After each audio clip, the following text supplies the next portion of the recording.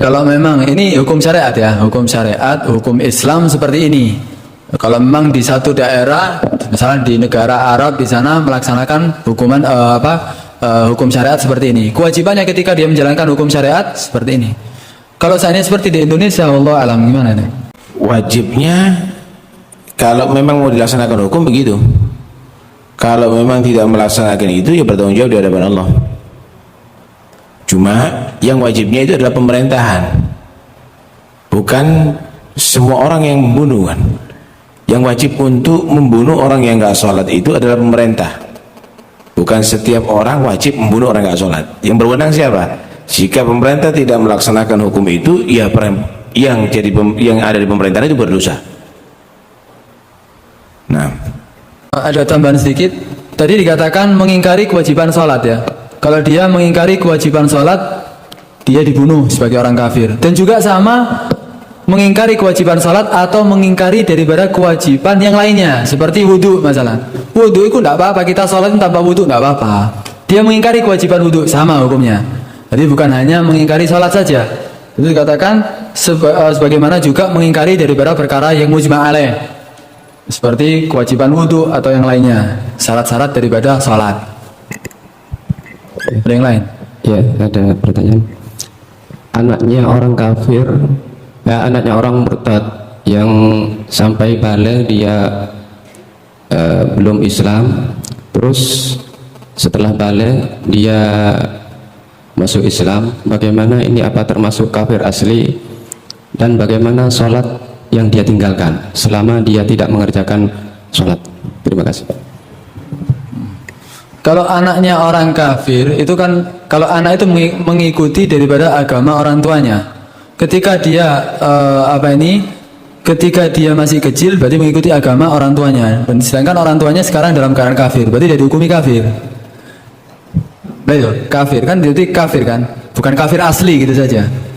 Dia kan tetap dihukumi kafir. Sedangkan sebetulnya anak itu, kalau misalnya ada anak kafir, orang kafir masuk Islam, itu masih tidak diibroh, tidak dianggap. Anak orang kafir masuk Islam, masih kecil, saya masuk Islam, itu masuk Islamnya dia itu tidak dianggap.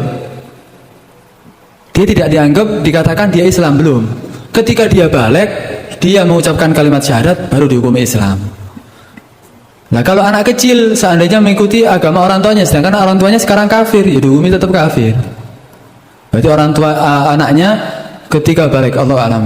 Kalau ketika dia murtad ini, lah ya, anaknya orang murtad soalnya. Murtad itu kan dihukumi Islam fima madha kan tadi ya. Apakah anaknya nanti ketika balik itu dia tetap dihukumi Islam, atau anaknya itu mengikuti sebelum dia kafir ke Islam, ya Allah alam. ada sedikit tambahan mungkin ya. Sholat itu mufattahah bitakbir, mukhtatamah bitaslim. Kebalik, sebenarnya kita kalau mulai sesuatu kita mulai dengan salam ya.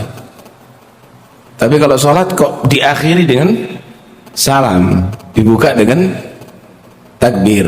Padahal kalau kita dalam segala sesuatu kita mulai dengan salam. Karena sebetulnya ketika kita sholat itu, kita ini keluar dari kehidupan kita, muamalah kita. Kita biasanya berhubungan dengan manusia, kita keluar, kita ngomong sama orang tua, ngomong sama teman kita, haram saat itu. Ketika kita sholat, kita langsung bersama Tuhan, dialog bersama Tuhan. Kita masuk hadrah, kita masuk keadaan yang langsung antara hamba dengan Tuhan. Karena itu katakan Mi'raj, sebagaimana Rasulullah keluar daripada alam al-mulki wal malakut, masuk ke alam yang khusus dengan Tuhannya sudah. Nah ketika sudah bersama dengan Tuhannya, berarti kita sudah keluar daripada keadaan kita seperti biasa, ibarat orang pergi yang jauh sudah. Karena itu kita melihat satu hal yang lebih daripada alam semesta. Kita menyaksikan kebesaran Tuhan, keagungan Tuhan, dan tidak ada yang lebih besar daripada Tuhan, maka kita ucapkan Allahu Akbar. Dan kita langsung munajat dengan Tuhan, dialog gitu, dan ini sampai selesai kita kembali ke alam kita semula. Kita kembali kepada alam kita semula. Kita muamalah lagi dengan satu sama lain. Kita baru datang gitu. Assalamualaikum warahmatullahi. Assalamualaikum warahmatullahi. Kita baru ketemu berarti. Kita baru memulai lagi muamalah lagi.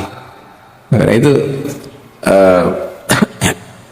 salamnya ditaruh terakhir karena memang kita baru memulai muamalah dengan manusia. Saat itu ketika kita bertakbir Allahu Akbar, kita keluar karena kita langsung dengan berdialog, bermunajat dengan Allah Subhanahu wa taala. Nah, fi hukmil murtad itu mengikuti orang tuanya itu, yang ikuti orang tuanya fil irtidat itu. Dia harus masuk Islam lagi. Sholatnya apa wajib dikodoi? Sholat yang mana lo anak itu belum balik? Belum, setelah balik dia masuk, setelah beberapa tahun, 1 tahun atau 15 tahun dia masuk Islam. Kafir harbi atau tidak itu ya? Iya. Kalau fi hukmil ab itu riddah itu ya wajib untuk mengqadai itu ya. Wajib untuk mengqadai itu, bukan kafir asli itu. Kalau nggak salah begitu itu. Ada enggak di situ? Belum ketemu ya? Nanti akan kita bahas yang akan datang. Cuma yang jelas seingat saya itu fi hukmil ab itu wajib diqadai itu. Coba nanti ditakat lagi, dicari lagi untuk ada yang lain dibahas. Untuk sholat Jumat perempuan nggak wajib untuk melaksanakannya, tapi ini ada orang perempuan yang sudah terbiasa untuk sholat Jumat. Apakah dia itu Jumatnya bisa dianggap pengganti dari sholat zuhur?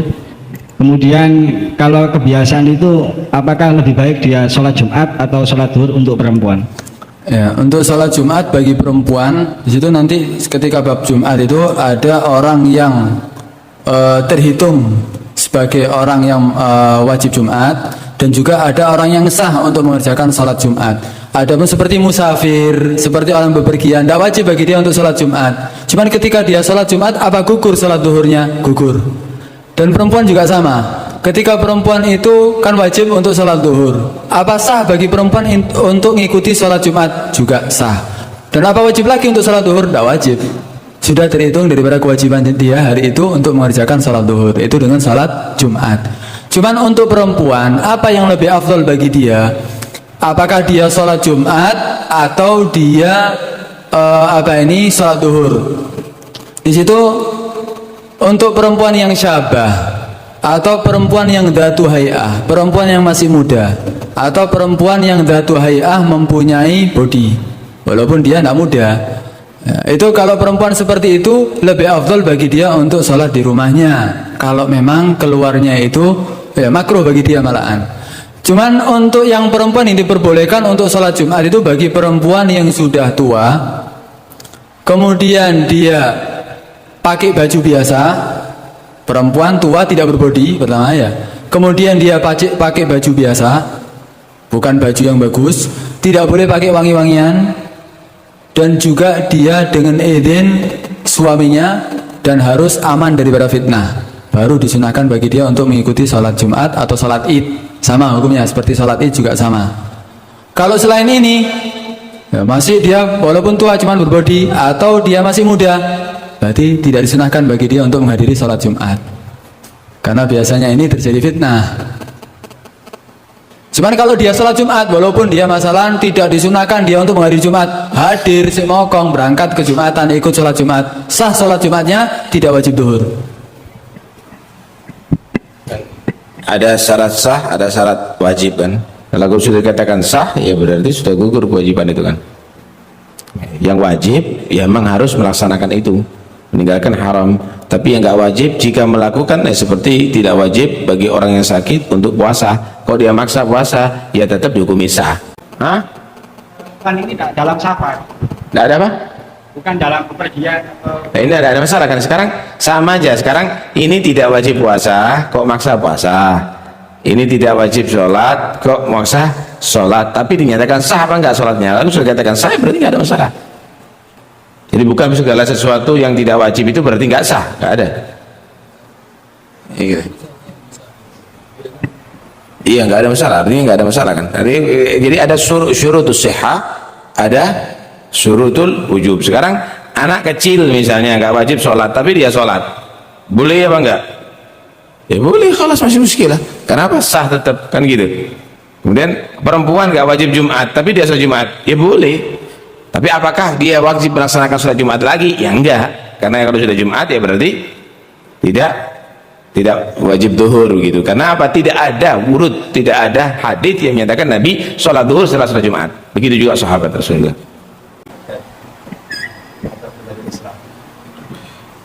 Emang harus apa? Harus terbukti kalau dia meninggalkan sholat gitu ya. Harus terbukti kalau dia meninggalkan sholat kemudian dibunuhnya dari itu. Harus terbukti. Kalau memang tidak terbukti ya dilarang. Dan dilarang juga untuk tajassus sebenarnya. Jadi yang benar-benar terang-terangan nyata-nyata meninggalkan sholat itu.